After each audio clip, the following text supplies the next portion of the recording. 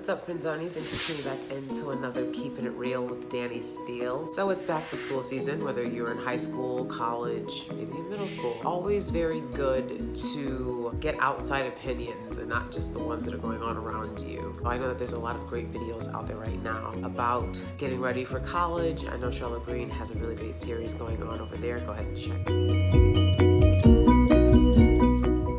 out. I want to talk a little bit more about my personal experience being in high school, college as an empath. And I'm not going to speak a lot about psychology, even though, yes, I did take several psychology courses. In undergrad, I really don't feel qualified to be speaking about psychology in an authoritative way. But I do want to speak about my experience as an empath in high school and college. One, I was...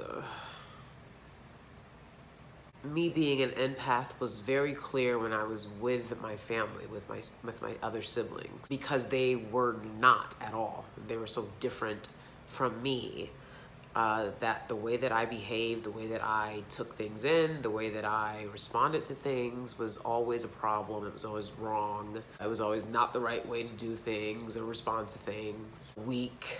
Right? Sensitive. That's what they would call me. Anybody knows, if you're black, you know about being tender-headed, right? I was definitely tender-headed, and they'd be like, she's sensitive, she's sensitive. Because I came from, neglect, abuse, violence, trauma, a lot of very loud laughter. Because I was coming from such a tumultuous, kind of traumatic environment, into a very structured environment at school, I found myself being able to sort of reclaim who I am. I did the best that I could to be who I wanted to be at school, because who I wanted to be at home, in the hood, or on friends, whatever, that was never good enough or an option, honestly. When I was in the hood, when I was at home, because I grew up in the hood, I have to keep saying that, but that's just what it is, you know what I'm saying? To tell my experiences. Here's another thing. I don't suggest this for empaths. Like, don't overshare the way I'm doing right now. When you're in school, don't overshare with people. I'm gonna talk a little bit more about that, definitely, but I just wanna encourage you to establish boundaries and don't let people take advantage of your sensitivities. Because I couldn't be who I wanted to be when I was at home in the hood for various reasons. The misogynoir, I was in foster care, I was the poorest of the poor where we were, and how I felt and internalized that. Didn't have a mother, didn't have a father. I felt determined to be who I wanted to be when I was at school. And who I wanted to be was loud and the center of attention, I guess, life of a party. Not that I articulated it that way for myself at the time, but that's what I now understand, I guess I was probably doing, right? By being the class clown. Because again, I went to all-girls school in high school. So by being the class clown. I couldn't do it. So I'm going to give Cersei, a taste. This is a popsicle for dogs. I'm a human being. All right? If you're going to make something a popsicle, you make it sweet. You make it fruit-based. This is cucumbers and peppers up in this. Cucumbers and peppers. Like, look, she don't even want it. She don't even want it. Oh my God, she don't even want it. Oh my God, look at that. Oh, wow. I got attention by being the one that would get in trouble, was willing to get in trouble, a little bit of trouble every now and then. Not too much trouble, just a little bit of trouble. It's very easy to get in trouble in Catholic school. That was another way for me as an empath to be saving people. Right? I said the things people didn't want to say. I made the jokes people didn't want to make. I'm like, everybody's thinking this right now. Let me just say it. Like, you know what I'm saying? Even that, to me, is what we do as empaths. We try to set the stage for other... Okay, pretty. Okay, pretty. I know. Okay, so anyways... Pretty is very insistent. This innate desire to want to save people. That started for me as a child with my mother, with my siblings, wanting to do it, feeling like it was so obviously a part of my life's mission, and then constantly being told by the people that you're doing things for, like, no, that's not good enough. That's not how I'm seeing things. I'm seeing things as you're a very annoying person. Honestly, most kids, I mean, you see stories of like, and then I went off here, because if somebody gives you an opportunity, you're gonna take it. I was like, oh my God, I have to always be with my family and like help them out. But that was translated into, you're trying to boss me around. Like, I didn't want to help raise anybody's kids ever in my life, but I did it because I was a kid and I had no choice. And I would have wanted it done for me. You know, but goddamn, I feel like, goddamn, good thing I was second oldest and not, you know, longer down the line, because I don't feel like it would have been done for me, honestly, because I have very little reciprocity in my life. Anyways, I digress. When I was in undergrad, my grandmother passed away, my great-grandmother, who was very close to me, okay? And I had already begun to deal with a lot of, you know, issues that you face being an undergrad. There's depression, there's, you know, anxiety from not being with or around your family. I've definitely always was like wanting to be around my family the way other people wanted to be around their family, but that wasn't reciprocated. I always admire close families. That's just something that I admire. I admire close families, not hanging out with other people's families, and I don't understand that. Like, it's not normal. You don't see it often because people don't want it.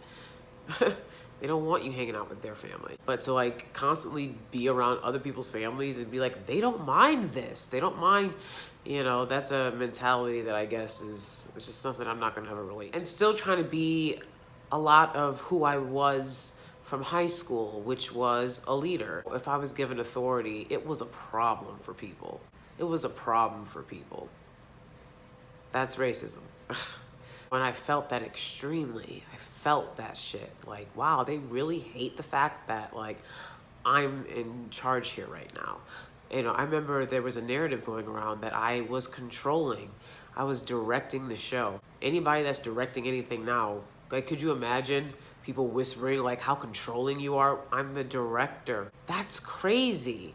And like, as a Black woman, what I had to do, and like, yeah, I pulled it off like I always do, but my God, I had no support like I never have. That's hard for me as an empath, because it took years to discover that I would never get the reciprocity that I seeked. That's the thing you have to understand as an empath.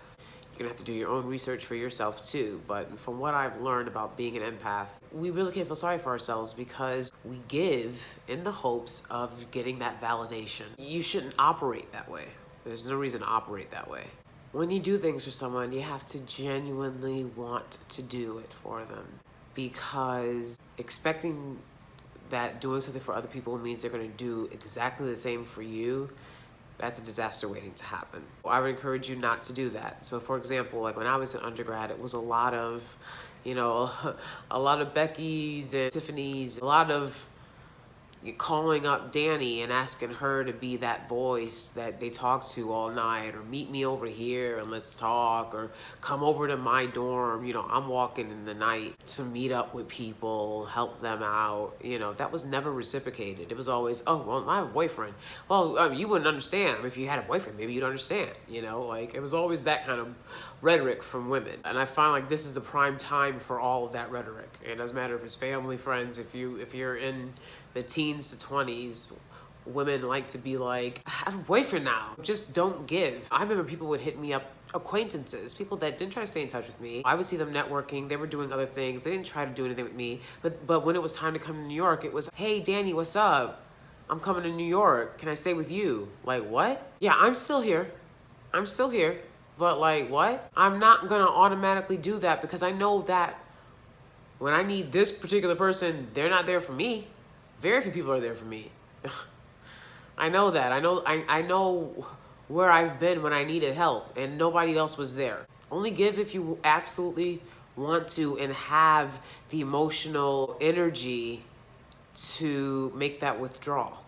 Gotta watch out for narcissists and covert narcissists and Schadenfreude, which I'm gonna get into in my next video. But gotta watch out for people who take pleasure in your unique, difficult lived experience. Whether you're Black, a person of color, or whatever your sexuality may be, people wanting to hear your story, and always, every time they speak to you, They want to hear your story, they want to hear your story, but they don't want to offer any words of encouragement. When it's time to celebrate, you're not invited to that. You're only there to fulfill whatever complex they've got going on, right? You want to watch out for that. You don't want to be a part of that. And that also has to do with going back to what I said earlier. Most importantly, right? Don't overshare. Don't overshare. If you are at a party, if you're out in whatever student union, you're out in the cafeteria, you're out in a space and you get tired and you want to leave, you go. Okay, I remember when I was at parties, I would go into whatever friend, room that was throwing the party and I'd go to sleep, right? I'm like, whatever, party don't stop, but I'm about to because I'm tired and I want to go to sleep. And if I don't go to sleep, I'm going to leave. So why not just go to sleep? Right? Only make sure you fall asleep at someone's place if it's safe. But the point is, don't overshare, because if you overshare, you're going to feel like, wow, like I'm not getting anything out of that. So don't do it. Your story is your own. There will be opportunities to share it with the right people. It's not going to be everyone. Thanks so much for watching. Don't forget to like and subscribe. Leave me a comment below. Let me know how everything's going for you. And I'll see you in the next video. Bye.